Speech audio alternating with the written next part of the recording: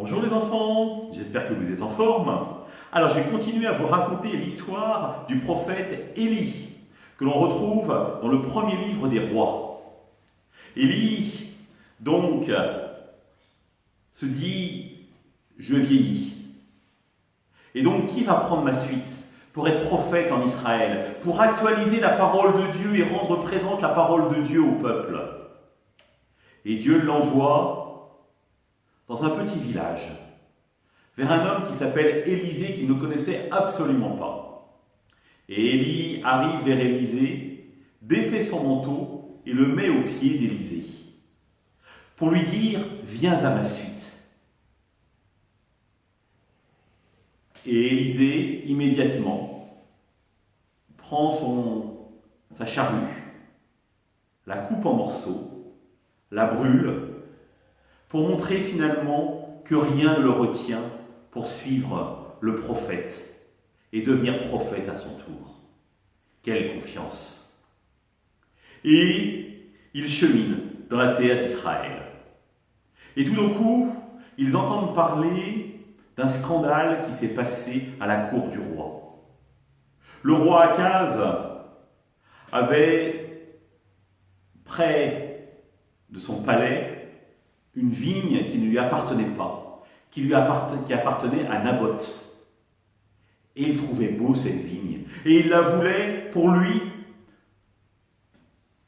Et Naboth lui dit « Ah non, jamais je ne céderai la terre de mes pères. » Alors le roi ne fut pas content qu'on lui résistât. Et donc, il se mit à bouder. Sa femme Jézabel passe par là et lui dit « Qu'est-ce qui t'arrive ?» Il dit, voilà, c'est Naboth, il ne veut pas me vendre sa vigne. Et Jézabel lui dit, c'est toi le roi, impose-toi. Laisse-moi faire, je vais t'obtenir ta vigne. Et là, elle appelle 2 brigands et leur dit, vous allez dénoncer Naboth. Et donc, les 2 brigands vont voir le juge et disent « Nous avons entendu Naboth maudire Dieu. » Le juge entend ça, convoque Naboth, et dans la loi juive, il faut 2 témoins pour attester de la vérité d'un fait. Mais ces 2 témoins mentaient.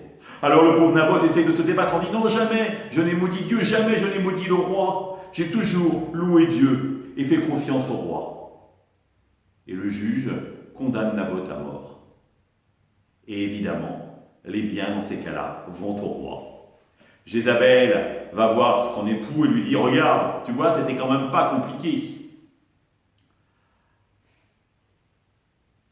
Et le problème, c'est qu'Élie s'est mis à l'écoute du Seigneur et il va dénoncer l'imposture d'Akab. Il va dénoncer le meurtre de Jézabel. Et alors évidemment, la reine n'est pas contente. Et à nouveau, elle veut tuer le prophète Élie, qui est obligé de s'enfuir. Dire la vérité jusqu'au bout. Dénoncer l'injustice jusqu'à la fin. Telle a été la mission d'Élie. En cela, il témoignait de l'amour du Dieu d'Israël pour son peuple, un Dieu qui veut la justice. Élie, sans ses forces, l'abandonner progressivement, et il se tourne vers Élisée en disant « Maintenant, c'est à toi de vivre, à toi de poursuivre la mission. » Et Élisée ne se sent pas prêt. Il dit « Non, Père, je ne t'abandonne pas, je reste avec toi jusqu'au bout. » Et il lui dit, va donc voir ailleurs. Et Élisée dit, non, je ne t'abandonne pas, je vais jusqu'au bout. Alors, Élie lui dit, va donc dans un autre endroit, laisse-moi mourir en paix. Et Élisée, traumatisé, dit, non, Père, je ne t'abandonne pas, donne-moi la moitié même de ton esprit pour que je puisse véritablement être prophète comme toi. Et Élie de répondre, cela ne m'appartient pas. En revanche, si tu vois quelque chose d'extraordinaire se manifester à ma mort, sache que tu auras reçu cet esprit. Et alors qu'il parlait, Élisée vit Élie partir sur un char de feu, emmené au ciel.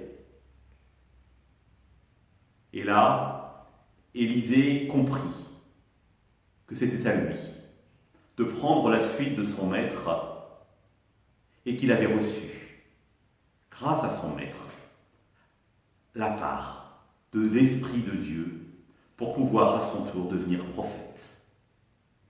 À demain les enfants!